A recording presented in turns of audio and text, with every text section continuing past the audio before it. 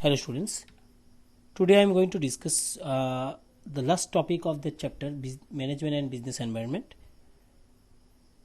The topic is impact of the topic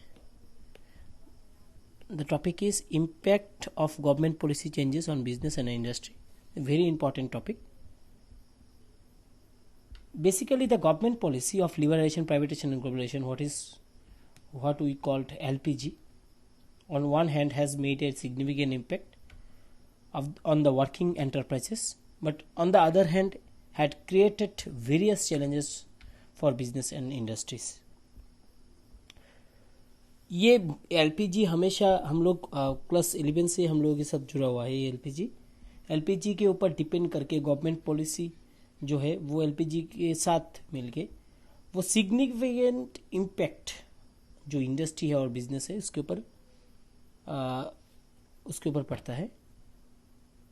उसका जो क्या क्या इम्पैक्ट हम लोग को दिखाई देता है वो कुछ पॉइंट में हम लोग अभी डिस्कस करेंगे. पॉइंट नंबर 1 है इंक्रीजिंग कंपटीशन.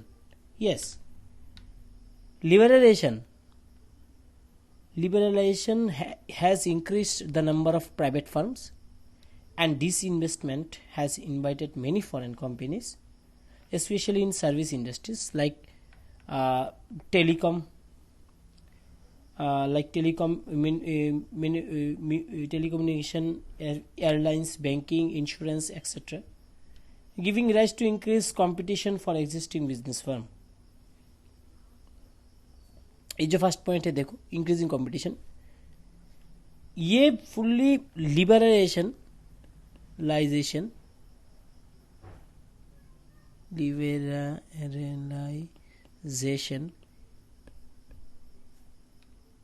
पॉलिसी जो है उस पॉलिसी के अंतर्गत ये आता है.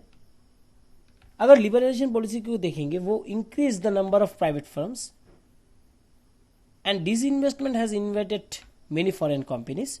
फॉरेन कंपनी आके देश में बिजनेस करता है. देखो आजकल हम लोग वोडाफोन को देखेंगे, आजकल हम लोग अगर एयर एशिया को देखेंगे, आजकल हम लोग अगर कोई भी American bank, Hong Kong and Shanghai bank जो इंटरनेशनल बैंक है उसको देखेंगे.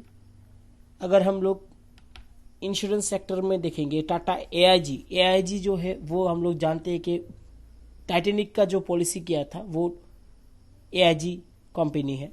वो कंपनी भी बाहर का कंपनी है. Like this that insurance company has come to here that India and do his business. So ये इंक्रीज कंपटीशन इंडिया में हो गया बिकॉज जो कंपनी जो बाहर से आ रहा है वो कंपनी लोकल जो मार्केट है उसमें कंपटीशन को बढ़ा देता है. ये लिबरलाइजेशन पॉलिसी का एक इम्पॉर्टेंट एक एग्जांपल है. वो पॉइंट जो मैंने बोला है अभी लिबरलाइजेशन पॉलिसी का, इंक्रीजिंग कंपटीशन उसको अंदर आएगा. तो ये तुम लोग ऐसे लिख सकते हो. नेक्स्ट है more demanding customers. Basically with globalization and increase competition, consumers of today are well informed and have wider choices while purchasing goods and services. तुम लोग ही देखो, अगर कोई चीज़ तुम लोगों को अगर मोबाइल खरीदने के लिए बोलूँगा 20,000 दे के, तुम लोग एक दिन लगा दोगे कौन सा मोबाइल अच्छा है, किस में गेम ज़्यादा खेल सकते हैं हम लोग, कौन सा मोबाइल गेम में एक्सपर्ट है, ये तो तुम लोग देखोगे ही. मैं जानता हूँ तुम लोगों का ये डीएनए में तो एटलीस्ट जानता हूँ ना, टीचर सब जानता है. तो ये जो चीज़ मैंने बोला वो मोर डिमांडिंग कस्टमर का मतलब है with globalization increase competition. Here increase competition is there. That phone, the name of that phone is I think Realme. Very young but उसका जो सेल है वो इंडिया में अभी टॉप मोस्ट चल रहा है. Increased competition, consumers today are well informed, have wider choices while purchasing goods and services. As a result, customers demand better quality product and reasonable price. So this is under that more demanding customers. Okay. Next, rapidly changing technological environment.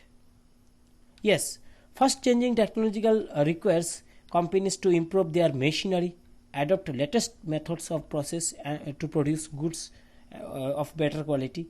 It is relatively easier for big companies to accept and adopt changes, but it creates through challenges before smaller firms, as it may require huge investment. ये technology को हमेशा लेके हम लोग को चलना है, because ये टेक्नोलॉजी के अगर देखो, ये टेक्नोलॉजिकल एडवांसमेंट अगर नहीं रहेगा कोई भी ऑर्गेनाइजेशन में, तो ऑब्वियसली वो ऑर्गेनाइजेशन पीछे चला जाएगा. अभी हम लोग देख रहे हैं 4G. अगर मोबाइल के क्षेत्र में बोलोगे तो अभी OnePlus 5G लेके चला आया, तो ऑब्वियसली टेक्नोलॉजी OnePlus का एडवांस टेक्नोलॉजी लेके आया, तो ये टेक्नोलॉजिकल एनवायरनमेंट में बहुत प्रभाव करता है वो चीज़. नेक्स्ट देखो, necessity of changes. You have to change according to time. This is the main factor. तुम अगर क्लास 10 में अगर तुम्हारा रिजल्ट्स थोड़ा सा अच्छा हुआ, तुम चाहोगे कि क्लास 12 में तुम एटलीस्ट 80 से 90% तुम लोगों को मिले, और जिसका 90% आया है वो उसको एटलीस्ट 98%, 97% मिले. एटलीस्ट मुझे क्रैक करना है SRCC. ये अगर रहेगा तुम लोगों का दिमाग में, तो ऑब्वियसली तुम लोग चेंज होते जाओगे according to time and table. जो स्टूडेंट्स अभी क्लास 12 में चेंज नहीं होगा, ऑब्वियसली उसका डिमोशन नहीं होगा, प्रमोशन नहीं होगा. तो ये चीज़ समझ लो. कोई भी स्टूडेंट्स बच्चे नहीं हो, तुम लोगों को खुद ही डिसाइड करना पड़ेगा, खुद ही मोटिवेट करना पड़ेगा खुद को, कैसे मुझे अपने क्लास के टाइम पे आपके मेरे जब मेरा क्लास रहेगा उस टाइम पे मैं फोकस रहूँगा उस समय क्लास में. तो ये चीज़ जो है नेसेसिटी ऑफ चेंज में आएगा. Like this, the change of industrial policies has led to the prevalence in the market forces which has forced business enterprises to constantly modify their policies and practices. The changing market conditions require people with higher competence and greater commitment. Hence, there is need for developing human resources. Extremely sorry. After new industrial policy, the market forces, demand and supply are changing at very fast rate. New industrial policy, इसको highlight करो.